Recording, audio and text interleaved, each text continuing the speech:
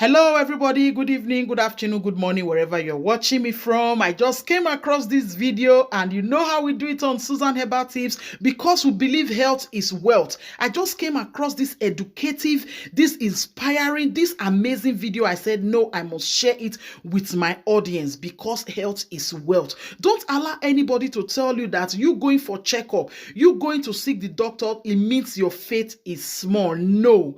It is not so. Even the Bible said so, that there will be sick one among us. This Dr. Richard Okole, he elaborated on it and he backed it up with some Bible verses where talk say sick one go there among us. So make you not let anybody tell you, say, if you dey sick, you no fit go seek help from doctor. They are the professionals. We know say God na the great healer, but the people wey they use till they cure us here on earth na the doctor. My amazing people, just listen and be blessed with this video.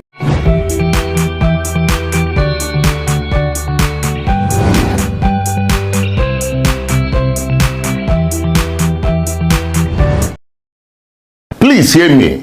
This message is not targeted on anyone, but a call for revolution against ignorance-induced affliction, death in the continent of Africa, and most especially in the church. It's regrettable to let you know that today in this side of the world we hardly had cancer survivors. Why? Majority of people can go for health check. Those that are sick will be told it's an enemy, it's a devil, it's an attack. And God's children will remain in the mentality of attack, binding one witches or wizard and demon, and go and take statistics. All of them in those demonic word and mentality, all die at the end of the day. Something is wrong somewhere. If we call it a gross deception or a gross ignorance ongoing in the church, the hour has come for us to say enough is enough. Why? It's sparing nobody. Just last week and a week before, we recorded tragic events right there in the altar of two churches. Something is wrong somewhere. Altar of two churches, prominent men of God.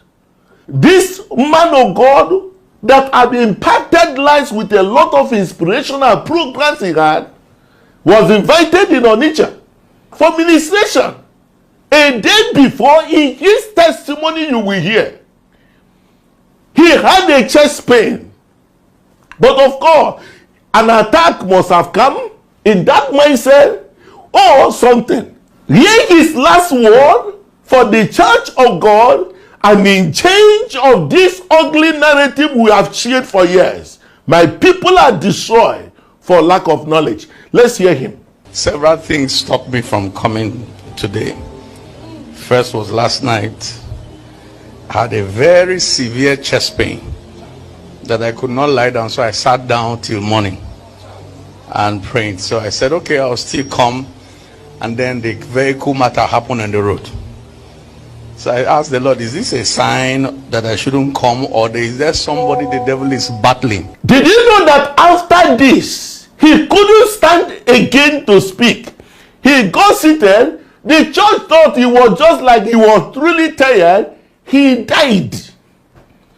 Of this one, what will you call him? The church have killed him, or God invited him to kill him. He died of cardiac arrest, secondary to heart attack, otherwise curable as it is right now. Because this man of God was never called home by God. Don't be deceived. Because his problem can today be discovered using what is called angiogram. If you do this angiogram in a cath lab system like this, it will trace and show where that block of that heart vessels are. And you know what? An angiogram can be done to enable this man of God continue his assignment. The same thing that happened to this man of God now in America. Very prominent TV evangelist, John Hagee. This man of God had similar problem of heart attack. In fact, his own was a complete block. He had to do coronary bypass surgery. He's back. preaching, he used to be very fat. He was meant to reduce his weight in order to live. In order to live. He had again what is called myasthenia gravis. He couldn't talk. He can't open the mouth.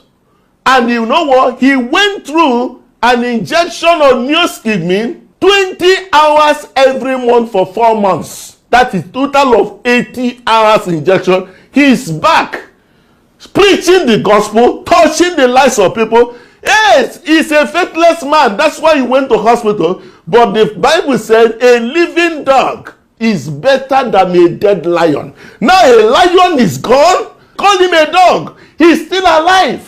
We have lost enough. Majority of our pastors we have lost, we lost them between 40 and the 60 years.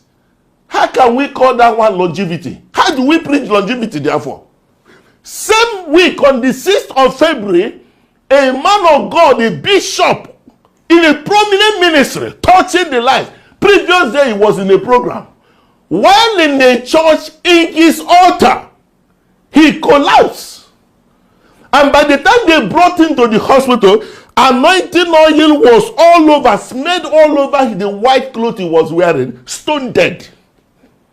Stone dead. How long can we continue in this? How long can we be in position that the church cannot even be aware of what is cardiac arrest and even a knowledge of CPR? What should be done when a person suddenly slumped? I spoke last time, the son of a man we know who had touched many lives. As a matter of fact, the father of the church. The son slept and didn't wake up. And I said, no, this is a sign for us to be in position to say, let's release our men of God. With the mentality of you being a God, you can't be sick. You can't go down. Leave me. Jesus said, when I was sick, you didn't come to see me. In the prison, you didn't come to see me. He said, if you have not done this to any of this, my brethren, a child of God can be challenged with illness, but many are the afflictions of the righteous, but God can see him through. But we need to start from the known before we go to these demons and devils we are spreading everywhere in the mentality of people. Permit me to tell you something. The heart of a man is the engine of his life that needs servicing. If you look at this, you can see the different readings of the heart. At least the first thing to know is somebody had done ECG on this very fellow. He would have picked up his chemical changes that would not require an immediate intervention. We did a 24-hour ECG for a man where we plugged the machine, he slept with it. And when we analyzed this reading across the 24 hours in his sleep and order, we discovered that at a particular time, his heart was dead, was not working. It was just, and then start again, and then go back again. That is what makes some people will sleep, will wake up. And when people doctor is a demon, it's an attack to who? Or the Lord has called them to go, to where? And if the church is scattered. Try the shepherd, the sheep will scatter. Today we are seeing it right there. A man walked away, TB Joshua, walked away from the church. Cardiac arrest. We said no, he knew he will die. Yes, defend anything you can defend. Today, let another person rise up to defend and be able to secure the faith and the salvation of many under his ministers of them. Strike the shepherd, the sheep will scatter. Satan has used this enough. Please, let's start today. Talk to your pastor, talk. Don't close your mouth. Things are going wrong and nobody is saying anything about it. If somebody dies, after a while it will be swept under the carpet. Let nobody. Who are we deceiving? A pastor told me something. He said that in our church we don't announce burial. And I said, my friend, it's self-denial. He said, that is deceit or self-denial. A man had 100 sheep and lost one. He left 99 to find out what happened and what to do to prevent such. That's why he said, affliction shall not rise the second time, because it's expected of you to know why the first one happened, so as to prevent recurrence. Today we are burying people. Once they died and they are buried, everybody will forget the family, forget about that, as if it never happened, and continue on this demonic jamboree. Are we deceiving who? Time to release our men of God. Go for head check, man of God. Please. You need this body to carry the spirit. You are not the spirit. If this body goes down, anointing goes. When you say, by his stripes you are healed, therefore you shouldn't go to hospital, you shouldn't take care of your health, you shouldn't go for that surgery, it's not your portion, and all those demons are associated. Let me tell you one of those scriptures. In the book of Isaiah 54 verse 17, you know, it said, no weapon formed and fashioned against such shall prosper. True or false? If that scripture is available for all of us today, why are we still using mopo? That's a question.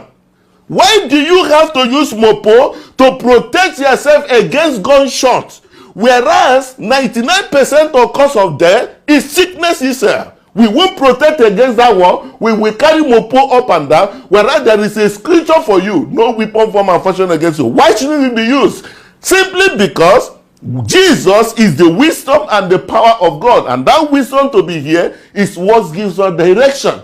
We can't continue to use foolishness as a matter of ignorance to destroy the life of people we call our members. A child will go perhaps one demon or one spirit or one enemy pursue you, you gave your life to Christ. 10 years after, they're still prophesying to you. It is that demon, is that person. Can't you think? Have we lost our sense of reasoning? That 10 years, 5 years after you gave your life to Christ, whosoever the Son of Man has set free is free indeed. Yet you are not free because of the poison that you are being told. It's an attack from the enemy. Watch all the people that have died. Do you know what? Before this time, HIV used to kill people. The people that are dying of HIV/AIDS today, they're all in the church. Because we say, don't take your drugs. Don't take your drugs, it's not that portion. Wisdom is profitable to give direction. The time has come for us to let these ones out. People that are sick have the need of physician. That's what Jesus said. Please, go to hospital for health check. Most of the things we are suffering, they have solution. If it is within your financial capacity to solve that problem, demonstration of faith towards it is foolishness. If your problem is poverty dependent, tell God the truth. He can grant you favor. Don't use witches and wizards. Confuse everybody. Confuse even your own pastor that one demon is after you. Enough of this evil. We must rise up together to fight it. Enough is enough for this. If one of God will sleep, he will not wake up. Collapse in the altar. What kind of message? They will say it's an attack of devil. Which devil? Ignorance in demonstration. And we can stop it together. Share this right now. I'm telling you, it is the beginning of the salvation of the church. God bless you.